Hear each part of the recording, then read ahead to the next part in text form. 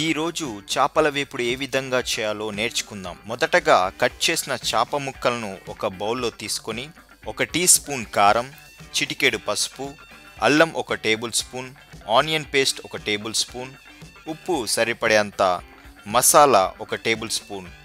ఈ మిశ్రమాన్నంతటిని చేపలకు పట్టేలా కలుపుకొని ఒక అరగంట పాటు పక్కన పెట్టుకోవాలి. తర్వాత గ్యాస్ వెలిగించుకొని కడాయి తీసుకొని అందులో 3 టేబుల్ స్పూన్ ఆయిల్ వేసి వేడి చేయాలి. నూనె వేడి చేసిన తర్వాత ఒక చేప ముక్కను వేసి వేగించాలి. చేప ముక్కను 2 వైపులా 4 సార్లు వేగించాలి. ఇలా వేగించినట్లయితే చేప ముక్క లోపల కూడా వేగి మంచి రుచిని ఇస్తుంది.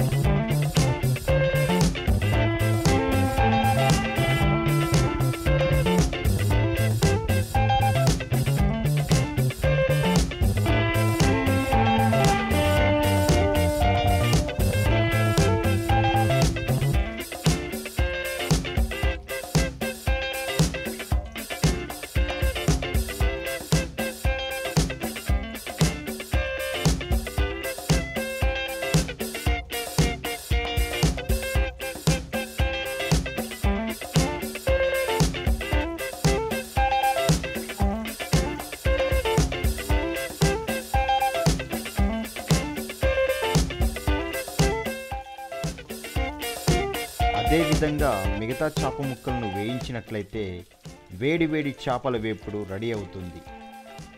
ఈ చేపల వేపుడు మీకు నచ్చినట్లయితే లైక్ చేయండి, కామెంట్ చేయండి. ఇంకా మరిన్ని రుచికరమైన వంటకాలు ఎలా చేయాలో తెలుసుకోవాలంటే ఈ ఛానల్ని సబ్స్క్రైబ్ చేయండి. Thank you.